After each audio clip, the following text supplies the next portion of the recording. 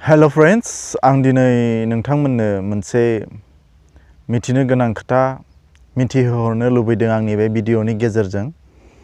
बेनो जाहैबाय 1098 जोंनि अल इंडिया मोनसे साइल्डलाइन नाम्बार, बियो टल फ्री। जोंनि गोबाङानो दासिमबो बे नाम्बारखौ मिथिया। माखासेफ्रा पस्टारफ्राव नुनानै हयथ' माबा एडभार्टाइजफ्राव नुनानै मिथिबाय जानांगौ। नाथाय जोंनि गामि गामि साफ्रोमबो लेखा गोरों सुबुंबाबो सोरबा सोरबा मिथिया जानो हागौ 1098 जे मोनसे साइल्डलाइन नाम्बार आरो बियो मोनसे टल फ्री। बेयावहाय नोंथांमोनहा जिखुनु उन्दैसा गथ'फोरनि इसुनि खोथाखौ लानानै नोंथांमोनहा बे नाम्बाराव कल खालामनो हागोन। दा मा इसुखौ लानानै नोंथांमोनहा कल खालामनो हागोन, आं फारियै माखासे खोन्थालांनोसै आरो माखासेखौ आं स्क्रिनाव होनानै दोनगोन आरो डिसक्रिपसनाव लिरगोन, नोंथांमोनहा नायबानो जाबाय। जेरै जोंनि गामियाव, जोंनि गामिफ्राव दासिमबो उन्दै बैसोआवनो हाबा जानाया दासिमबो जाबाय थायो, सोलिबाय थायो। नाथाय दा बियो सरकारनिफ्राय मोनसे क्राइम, इलिगेल, उन्दै बैसोआवनो हाबा जानायखौ होबथानांगौ होननानै मोनसे सरकारनिफ्राय जोंहा बेखौ आयेन बानायबाय। दा नाथाय थेवब्लाबो जोंनि गामिफ्राव दासिमबो जायो, स्रोदै होखोमायो। दा उन्दै बैसोआवनो हाबा जायोब्ला जोंनि समाजा जौगानायाव गोबां उसुबिदा जागोन, बेफोरखौ जोङो होबथायाब्ला। दा बेखौ जोंनि गामिनि साननो हनो गोरोंफ्राबो मिथिखायो, नाथाय मिथिसेयावबो गोसथोनानै मानानै लाबोथारबाय माबाय, गोबां हुलुस्थुर जालायलायनायनि गेजेरजों हाबा जायो। नाथाय बेखौ जोंहा होबथानांगौ।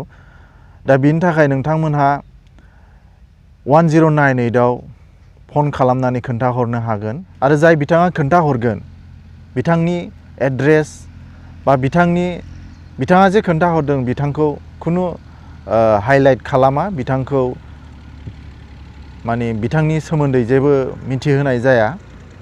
बिथाङा जास्ट 1098आव फन खालामनानै खोन्थाहरनो हागोन जे जोंनि ओरैबायदि गामियाव ओरैबायदि मुंनि उन्दै बैसोआवनो चाइल्ड मेरिज जानो थांगासिनो दं होननानै खोन्थाहरनो हागोन। आरो बिथांमोना हयथ' हिन्दी बा इंलिसजों रायज्लायहरगोन, नोंथाङा हिन्दीफोरनि रायज्लायहरबानो जाबाय।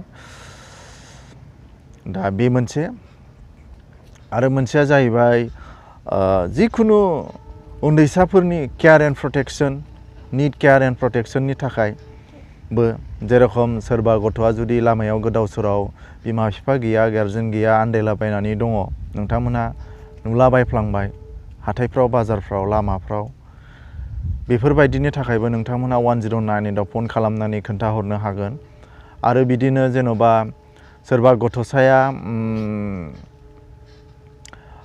एबिउस खालामजादों, जेन'बा गोबां अयनाय अयथासार खालामजादों बहायबा, बिथांखौ सानफ्रामबो अयनाय अयथासार खालामोनो, थिग बिदिनो आरो चाइल्ड लेबार, बहायबा चाइल्ड लेबार जानानै दङब्लाबो नोंथांमोना 1098आव फन खालामनो हागोन।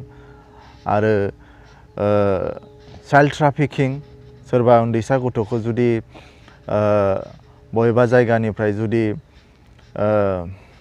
चाइल्ड ट्राफिकिं खालामग्रा माने सोलिगासिनो दङब्ला बेफोरबायदिनि थाखायबो फन खालामनो हागोन 1098आव। आं स्क्रिनाव होनानै दोनगोन, डिसक्रिपसनावबो होगोन, नोंथांमोना नायबानो जाबाय मा रिजनाव फन खालामनानै खोन्थाहरनो हायो।